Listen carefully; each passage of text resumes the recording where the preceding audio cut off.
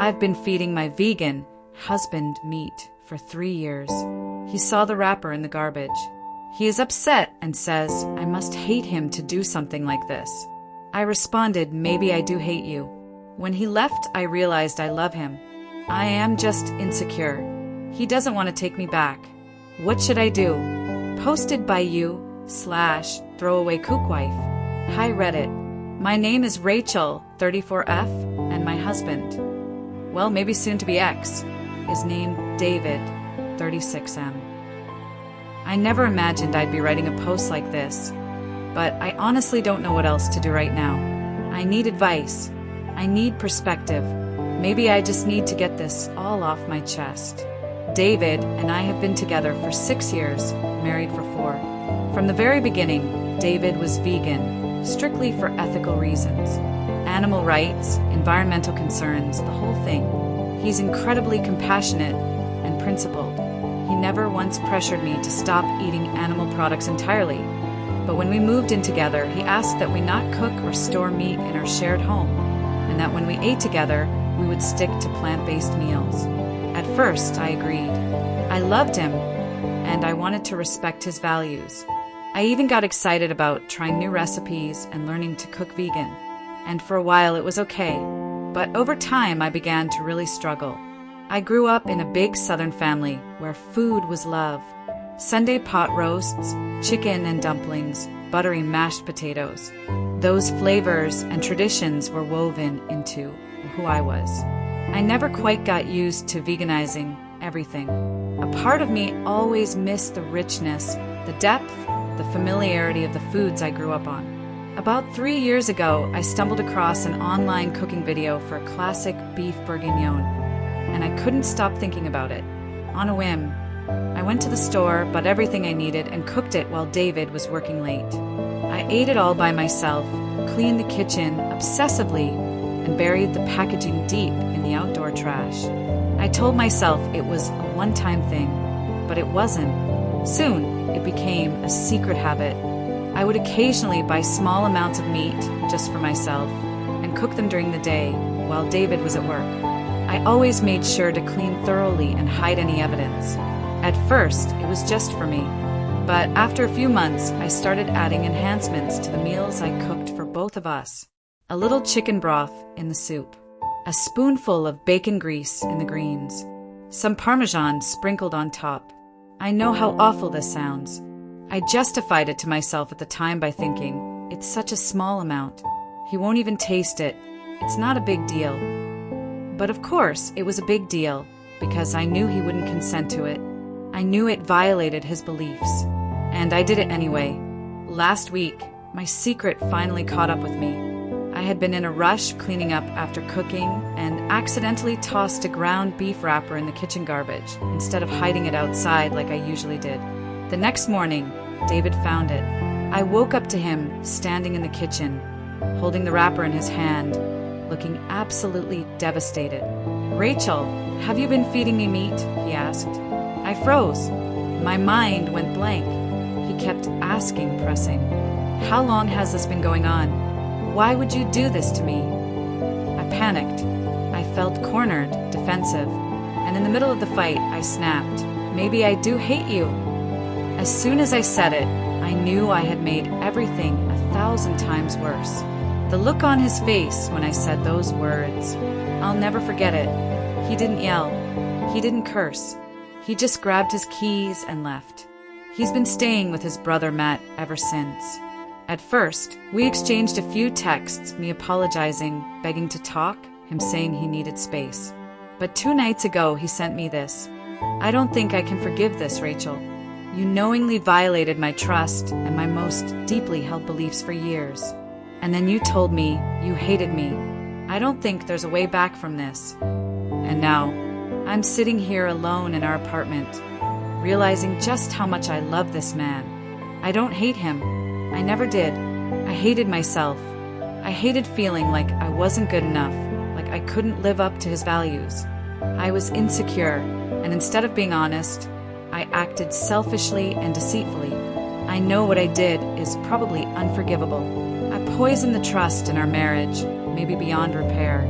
but I don't want to give up without trying. I don't want this to be the end. I want to own my mistakes, take responsibility, and somehow, if he'll let me, make amends. Reddit, what should I do? Should I give him space forever? Should I write him a letter?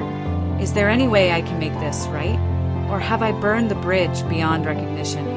Top comment by you /PlantBassetPete. I'm vegan, and honestly, I couldn't forgive this. This isn't just a dietary choice for us. It's an ethical and moral one. You betrayed him deeply. If there's any chance at all, you need to give him space and not pressure him right now. But you also need to be prepared that this relationship may be over. Comment by you /VeganGirl33. Writing him a letter could help, not to convince him to take you back, but to show genuine understanding and remorse. If you want any hope of healing, even as friends one day, you need to own this without defensiveness.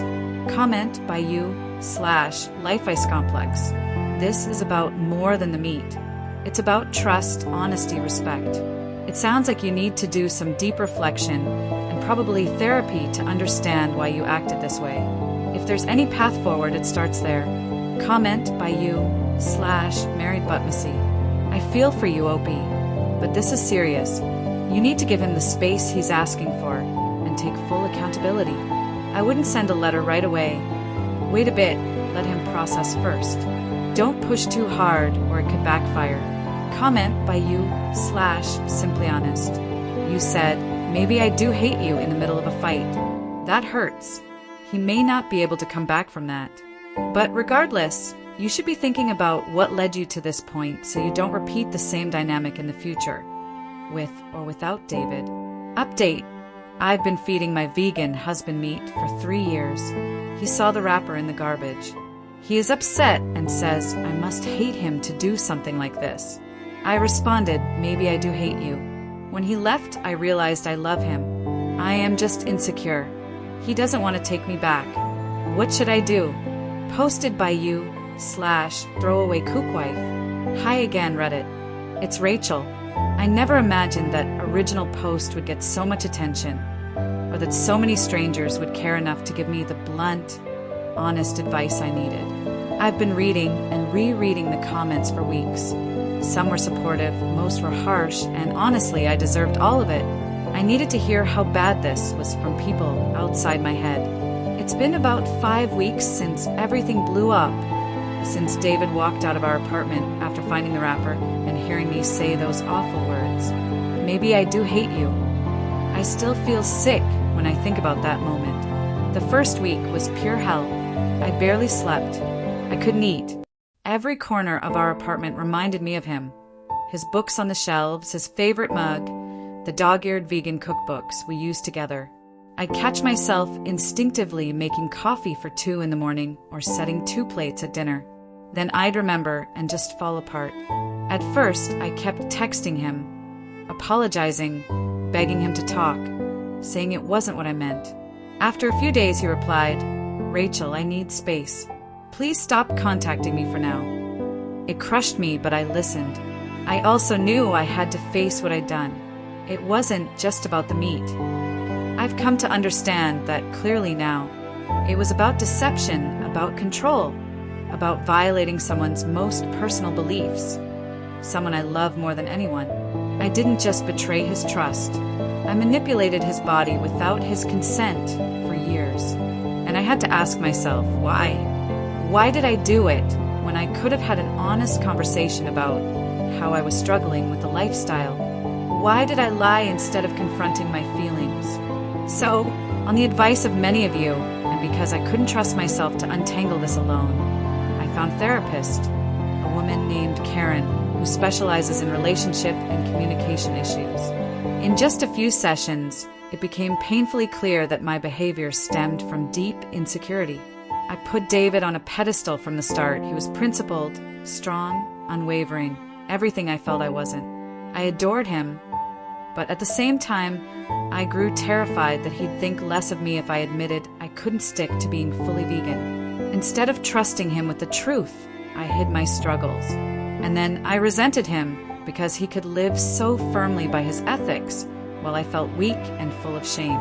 The The secret cooking became an unhealthy outlet, a way to reclaim a part of myself I felt was lost, but it was toxic and selfish. I weaponized my own self-loathing against him. When he confronted me, I lashed out with "maybe I do hate you," because in that moment, I hated myself. But that doesn't undo the harm I caused him. Around week 3, with help from my therapist, I wrote a letter to David. Not to beg him to come back, but to take full responsibility and give him the apology he deserved without excuses. I didn't send it right away.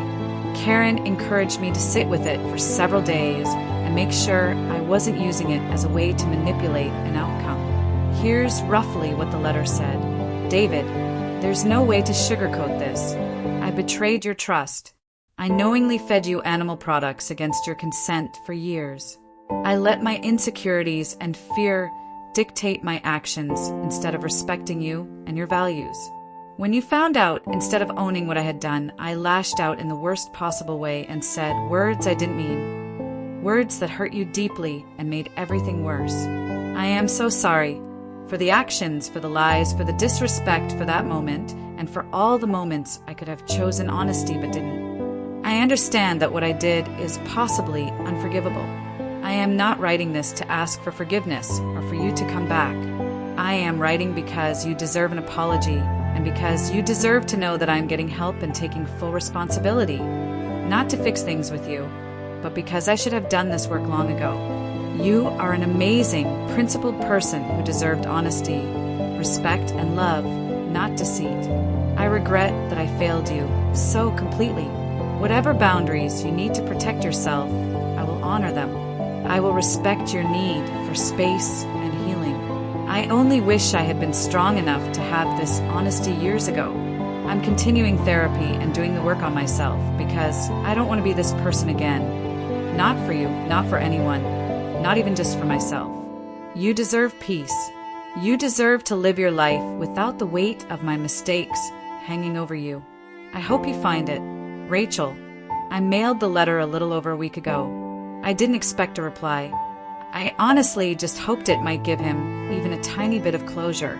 But 3 days after I sent it, he texted me, "Thank you for the letter. I appreciate that you're taking accountability. Right now, I'm not ready to talk, and I don't know if I will be. This hurt me more than I can explain. Please continue to respect my space." It wasn't a reconciliation. I don't think one is coming anytime soon. But knowing he read my words, that he acknowledged them, it meant something. Even if it's just the smallest crack in the door of possibility. So that's where things stand. I'm continuing therapy weekly. I'm focusing on learning how to communicate honestly, because clearly I never really learned how to do that in a healthy way. I'm confronting my insecurity instead of burying it under resentment. And I'm trying to build a life where I can be proud of who I am, no matter what happens with David. Of course I still love him. Of course I wish I could turn back the clock and do it all differently. But wishing doesn't change reality. What I can do is become someone who will never betray another person like this again, whether that person is David or someone else in my life down the road. Thank you again to everyone who gave me the harsh truths. I'm still here, still learning, still trying to be better. Top comment by you, /vegangirl33. I'm honestly impressed with this update. You sound like you're genuinely doing the work, not trying to win him back, but trying to understand yourself. That's the healthiest way forward. Keep going.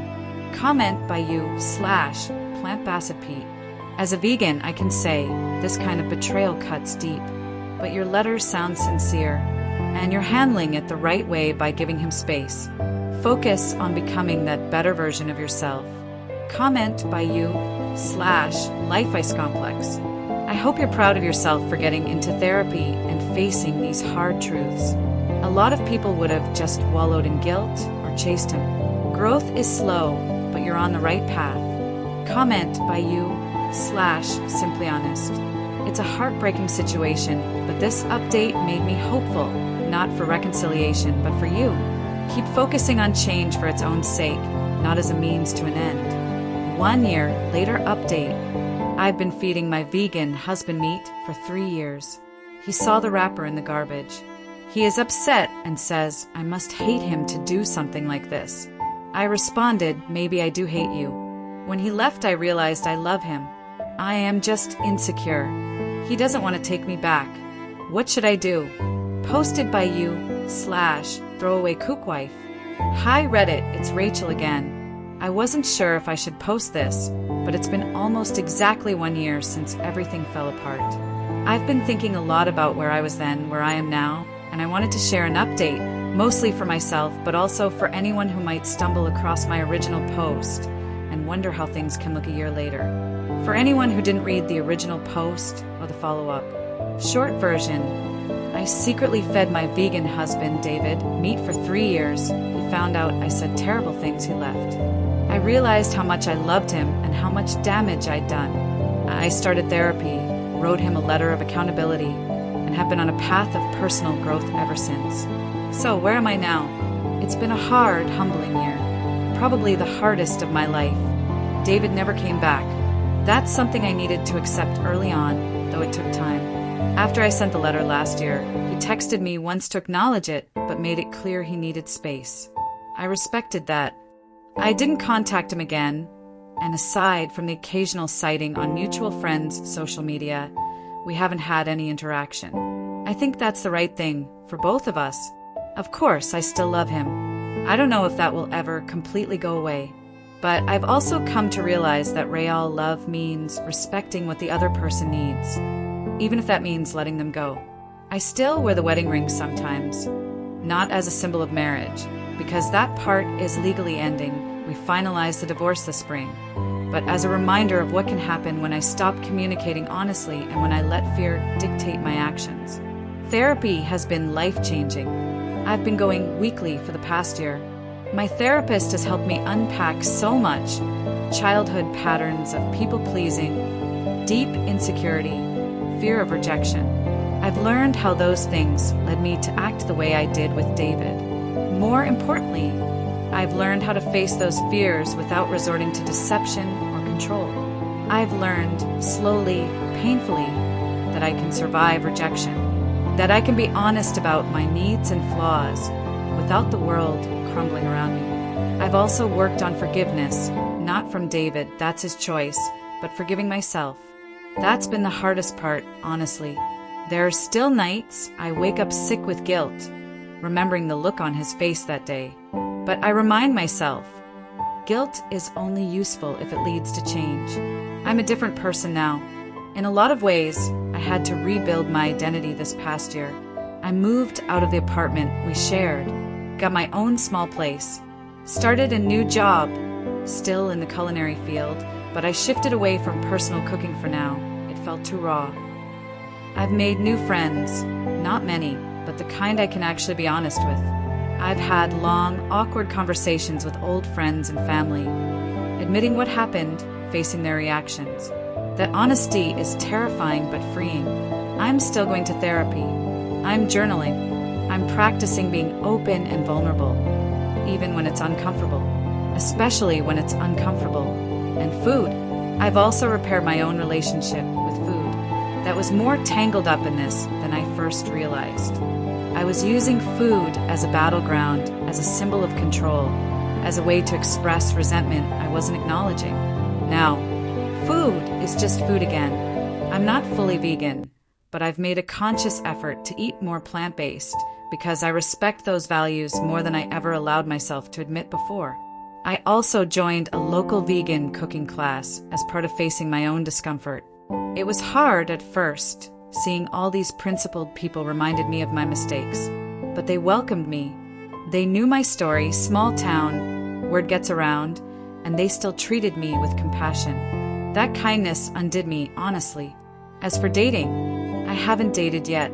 Not because I'm closing that door forever, but because I want to be absolutely sure that the next time I enter a relationship, I'm coming into it as someone who can communicate openly and respect my partner's values, whatever those are.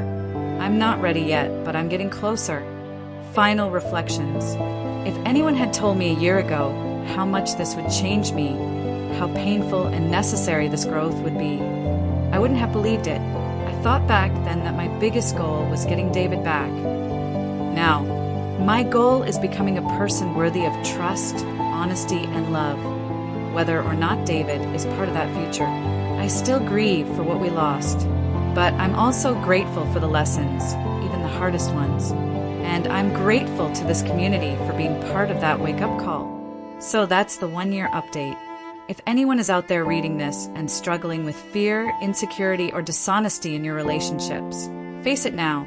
Don't bury it. Don't let it fester until it breaks something precious. I learned that lesson too late, but maybe someone else can learn it in time. Thank you again, Reddit. Truly, Rachel. Top comment by you, /vegangirl33. Wow, what an update. I remember your first post and follow-up. This is the kind of accountability and growth I wish more people would commit to. I'm rooting for you, Rachel, whether David ever returns or not. This work you're doing matters. Comment by you, /PlantBassetPete. You've clearly done so much reflection and hard work. As a vegan, reading your posts from the beginning to now, this gives me hope that people can change, even from deep mistakes. Wishing you continued growth and healing. Comment by you, /HopefulHuman. This made me emotional. You're not excusing what you did. You're showing how you're rebuilding yourself from it. That's rare and valuable. Keep going. Comment by you, /AlwaysHonest. I admire the way you didn't chase after David or make this about getting him back. You're truly focusing on becoming better for yourself and future relationships. That's what real growth looks like.